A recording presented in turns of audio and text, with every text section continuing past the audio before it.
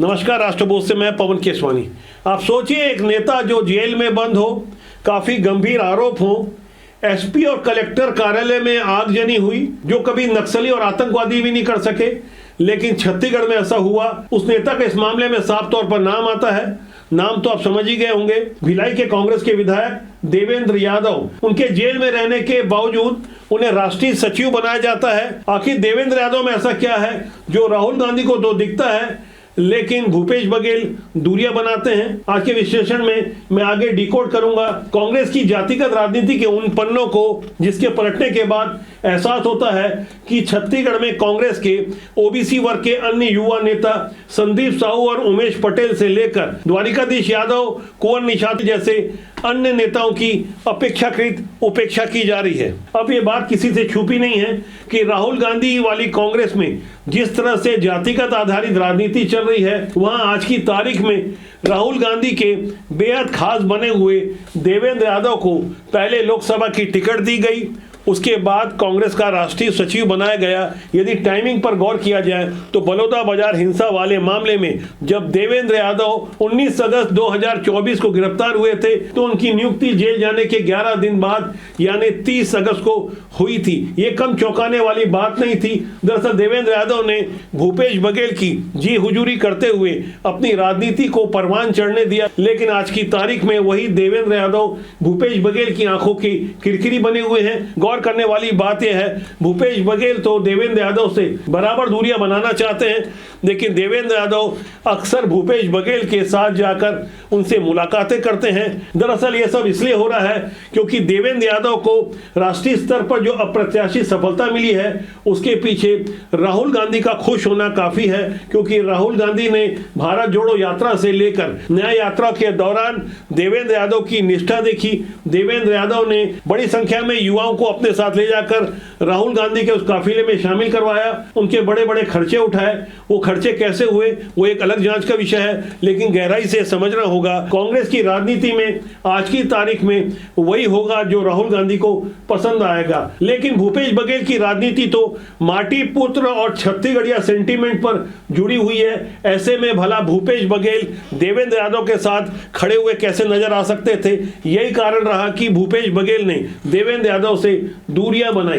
देवेंद्र यादव भिलाई से आते हैं, लेकिन जमीनी स्तर पर उन्हें छत्तीसगढ़िया अपना नहीं मानते, जबकि अंदर खाने जिस तरह की छत्तीसगढ़ में पॉलिटिक्स चल रही है, देवेंद्र यादव को बाहरी या परदेसिया यादव के रूप में देखा जाता है। भूपेश बघेल जिस तरह की राजनीति करते हैं, उन्होंने मुख्यमंत्री बनते ही जाति आधारित राजनीति को जिस तरह से परवान चढ़ने दिया और जाति आधारित आरक्षण पर और वृद्धि करने की कोशिश की, लेकिन हाई कोर्ट ने जब निर्देश दिया कि जब तक सही संख्या नहीं मिल जाती तब तक आरक्षण, खासकर ओबीसी वर्ग के आरक्षण को 27% नहीं किया जा सकता। यही कारण है कि भूपेश बघेल ने मुख्यमंत्री रहते क्वांटिफाइबल डेटा आयोग का गठन करवाया, लेकिन दुर्भाग्य और विडंबना की बात यह रही कि उस क्वांटिफाइबल डेटा आयोग की रिपोर्ट को आज की तारीख तक सार्वजनिक नहीं किया गया। यही कारण रहा कि विधानसभा में कानून पास हो जाने के बावजूद राज्यपाल ने क्वांटिफाइबल डेटा आयोग की रिपोर्ट मांगी, लेकिन उसके सार्वजनिक होने के डर से आज की तारीख तक क्वांटिफाइबल डेटा आयोग वो रिपोर्ट नहीं दी, जिससे यह बात स्पष्ट हो जाए कि छत्तीसगढ़ में किस जाति के कितने व्यक्ति रहते हैं। यहाँ यह भी गौर करने वाली बात यह है, रिपोर्ट तो सार्वजनिक नहीं हुई आधिकारिक रूप से, लेकिन मीडिया में खबर लीक हो गई, जिसमें साफ तौर पर स्पष्ट हुआ कि साहू समाज अभी भी छत्तीसगढ़ में सबसे बड़ा ओबीसी वर्ग का समाज है, जिनके बारे में माना जाता है कि छत्तीसगढ़ की आबादी के करीब 11 से 12% मतदाता साहू समाज के हैं, जबकि ओबीसी वर्ग की बात की जाए तो कुल ओबीसी की संख्या में 25% से ज्यादा संख्या साहू समाज की है। दूसरी बड़ी संख्या में यादव समाज का नाम आता है, लेकिन देवेंद्र यादव यादव समाज के होने के बावजूद उन्हें स्थानीय स्तर पर उस यादव समाज का नहीं माना जाता, जिसकी राजनीति को छत्तीसगढ़ में परवान चढ़ने दिया गया। छत्तीसगढ़ में यदि कांग्रेस चाहती तो द्वारिकाधीश यादव को आगे बढ़ा सकती थी। खल्लारी से दूसरी बार के विधायक हैं, यादव समाज से आते हैं, लेकिन देवेंद्र यादव तो राहुल गांधी की पसंद के थे। शायद यही कारण रहा कि कांग्रेस में छत्तीसगढ़ में जो दूसरे ओबीसी वर्ग के बड़े नेता हैं जिनका अपना जनाधार है, जैसे संदीप साहू कसडोल से विधायक हैं, युवा तेली साहू समाज के राष्ट्रीय अध्यक्ष भी रह चुके हैं। इसी तरह उमेश पटेल पूर्व मंत्री रह चुके हैं। गौर करने वाली बात यह है कि झीरम कांड में उनके पिता नंद कुमार पटेल और बड़े भाई दिनेश पटेल के निधन के बाद उन्होंने राजनीति में प्रवेश किया। वो इंजीनियर हैं, खरसिया से लगातार तीसरी बार विधायक चुने गए हैं। उन्होंने 2018 में ओपी चौधरी को चुनाव उस समय हराया था जब ओपी चौधरी रायपुर के कलेक्टर रहते, इस्तीफा दिए थे।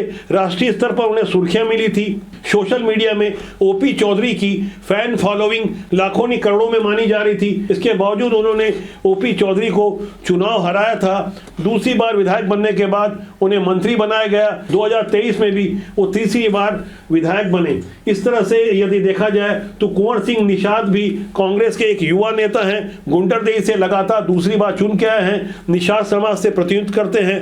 बावजूद इसके इन चारों ही कांग्रेस के युवा नेताओं की जिस तरह से उपेक्षा हो रही है, उस उपेक्षा के अपेक्षाकृत देवेंद्र यादव की राजनीति को जिस तरह से परवान चढ़ने दिया जा रहा है, जिस तरह से अलग अलग राज्यों में उनकी भूमिका सुनिश्चित की जा रही है, वहां से छत्तीसगढ़ में ओबीसी समुदाय साफ तौर पर कांग्रेस से दूरी बनाता नजर आ रहा है। ऐसा नहीं कि देवेंद्र यादव को ये बातें पता नहीं होगी या इस बात का एहसास नहीं होगा, इसलिए अक्सर वो भूपेश बघेल के पास जाते हैं, उनके साथ फोटो खिंचवाते हैं और सोशल मीडिया में याद से अपलोड कर दिया करते हैं। वैसे देवेंद्र यादव तो आजकल खूब फोटो खिंचवा रहे हैं। पिछले दिनों उन्होंने अपने निर्वाचन क्षेत्र भिलाई में कोई गांधी सत्याग्रह किया था और दावा किया था कि वो हर दिन सिर्फ 1 लीटर पानी पिएंगे।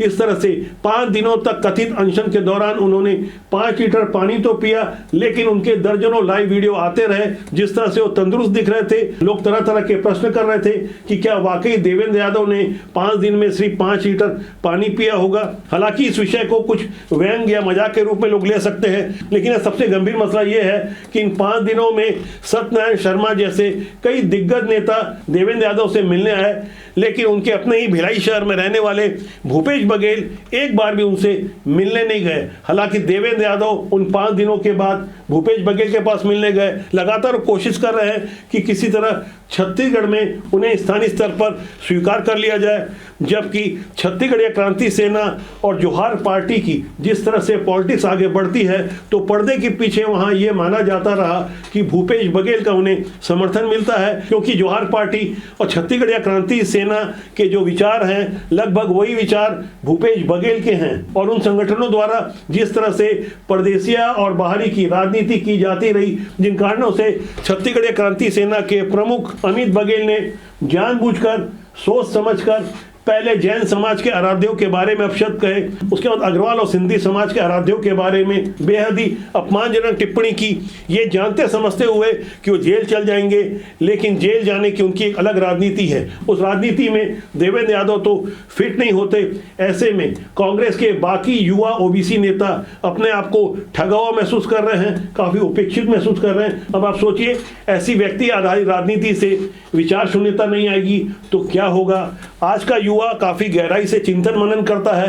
जब लोग राजनीति से जुड़ना चाहते हैं, उसे अपना कैरियर बनाना चाहते हैं, तो काफी गौर से गहराई से इन बातों को भी समझते हैं कि कैसे एक व्यक्ति को आगे बढ़ाने के लिए पक्षपात होता है। इन सब बातों के बावजूद हमारा मानना है राजनीति बुरी नहीं होती, उसमें काम करने लोग अच्छे या बुरे होते हैं। आपको सोच समझकर विचारों के साथ जुड़ना चाहिए। देश और समाज के लिए अच्छे लोग राजनीति में आना चाहिए। खासकर जो युवा राजनीति में आना चाहते हैं, वो इन नकारात्मक बातों को पीछे छोड़कर कई सकारात्मक बिंदु हैं जिस पर गौर करें, विचार करें कि कौन देश और समाज के लिए लड़ रहा है, जूझ रहा है और किससे देश और समाज का भला होगा। जब तक अच्छे लोग राजनीति में नहीं आएंगे, तब तक देश और समाज का भला नहीं होगा। फिलहाल आज के लिए इतना ही। मेरा आपसे आग्रह है कि राजनीति में अच्छे लोगों को प्रमोट करें, प्यार दें, प्यार बांटें। यदि चैनल को सब्सक्राइब नहीं किया तो राष्ट्रबोध को सब्सक्राइब जरूर कर लें। नमस्कार।